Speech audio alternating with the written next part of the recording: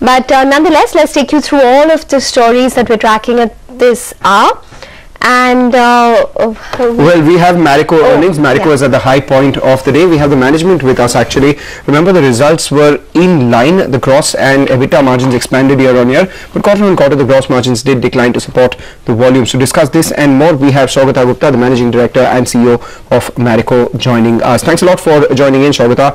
Now, you've already spoken about the weakness in consumer environment in the first quarter. We are 1 month into the second quarter. Have things seen any sort of green shoots? I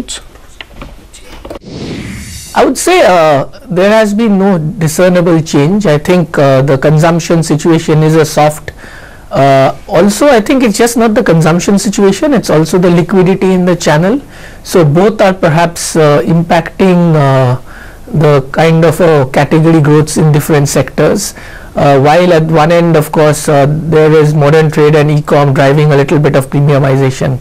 Having said that, I believe that also there are some channel things which are changing in the form of some channel dynamics. So therefore, organized players, CPG players who have more direct distribution, especially in rural, is likely to have long-term competitive advantage even in this hard times. Okay, fair enough. Another notable feature this quarter was a sharp jump in your gross margins year on year. How have copra prices panned out this quarter so far, and your expectations as well? So I think if we look at over on a quarterly basis, copra prices were 25% down. Having said that, I think on an annualized basis it will be more like 20. Normally what happens, this is the flush season, and then as we enter the off season there could be a slight uptick, but I think I would say overall on an annualized basis the balance sheet will be more like 20 as opposed to a 25. All right, hang in there, Saugata. You know, there's been a sharp jump in the markets as we speak. We have a big move coming in on HDFC Limited, which is at the high point of the day. We have Titan, which has seen a recovery, and the Bajaj Twins as well. So once the Nifty did cross that 11,000 mark, seems like maybe a bit of a fresh round of short covering which has taken place, and which has taken the Nifty higher by 50 points and the Sensex higher by 200 points. So we'll keep an eye out on the markets, but let's continue our conversation with Marico. So you did say that there has been a decline of close to around 20-25% in copra prices. Are you passing this decline to consumers? What about realizations?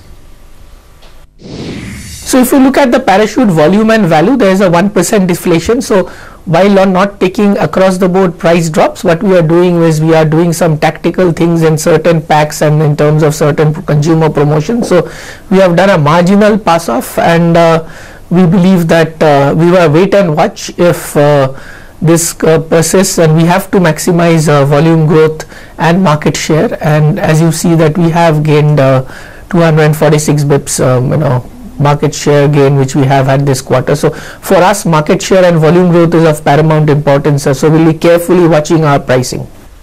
Okay, what will it take for value added hair oils to go back to double digits? I think there are two things. One is obviously there is a consumption, a slight slowdown. There has been much more competitive action at the bottom of pyramid. So I think bottom to mid pyramid we are now okay, and also we seeing organized players consolidating market share there. We had been facing problems at what I call the slightly more premium, mid to premium end, where some of our brands have not been doing well.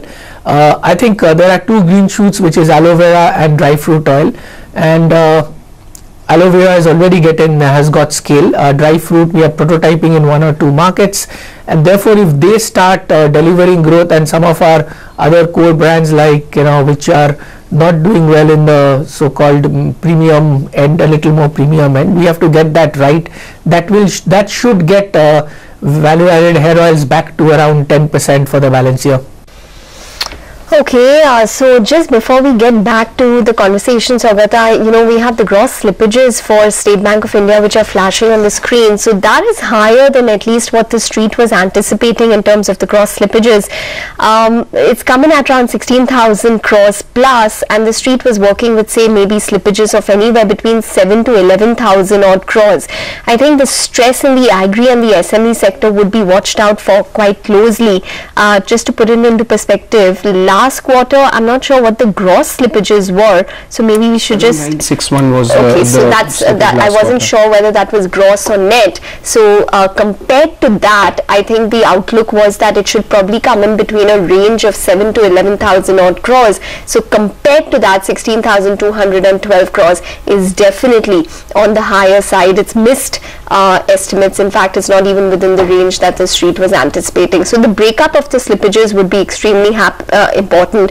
What is from the watch list, what is outside the watch list, what is from the agri and the SME space would be something that the street would watch out for. So that's the Q-on-Q comparison which is coming for the gross slippages. SBI missing on numbers would not bode well for the Nifty sentiment itself, because all of Nifty's first quarter incremental EPS was expected to come in from ICICI Bank, Axis Bank and the State Bank of India. So X of all these three corporate banks, the Nifty EPS was expected to decline by about 4.5%. Axis Bank profits met estimates, ICICI Bank met estimates, Axis Bank was slightly below, and now that there is a miss on SBI's net profit as well as slippages being higher, it would be interesting to see whether there could be some more scale back of Nifty EPS expectations. Okay, but I just want to point out that the stock is actually recovered because initially we saw a little bit of a dip which came in for SBI, and now it's actually at the high point of the day post its numbers, so it's up around 0.5%.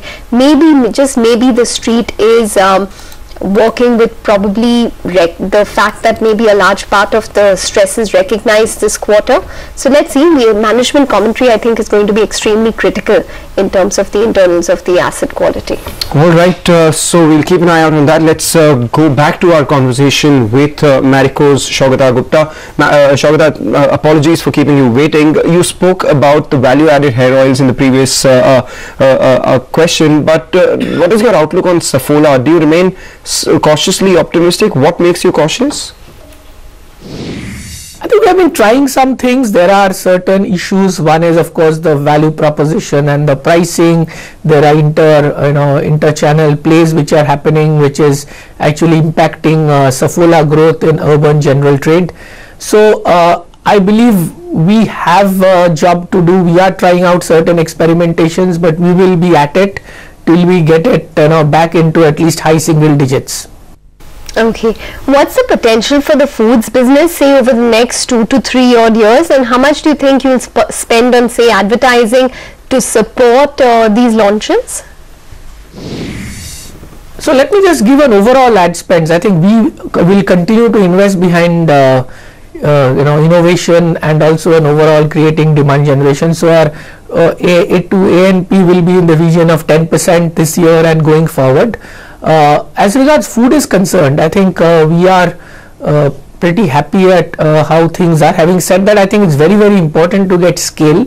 So far, as far as both Fitify and Cocosol, the new food business is concerned, we have been actually tapping only the top end of the market in modern trade and e-com. We have not yet gone into general trade and slightly extended distribution. It is a different business model in terms of much more larger number of SKUs, so we have to get our entire supply chain, our distribution right. We believe we are pretty optimistic about foods, but I think what is important is to get scale, and therefore if in the new business on foods, if we don't get in the next 3 to 4 years 150 to 200 crores, we won't have done a good job. All right, and 150 to 200 crores over the next 3-4 years. What is the new foods business right now? What's the size? So this is just the new. So the food business is this year should be around, if you take the Saffola masala oats and the new food business, it should be near about 200, touching 200. But I think I am talking about the new foods business, while the masala oats business, I think it's now the underlying growth this quarter has been around 19 to 20%. Oh, I think new food should be exiting at a run rate of, say, around 3 to 4 crores per month towards the end of the year. That is something we should be able to do.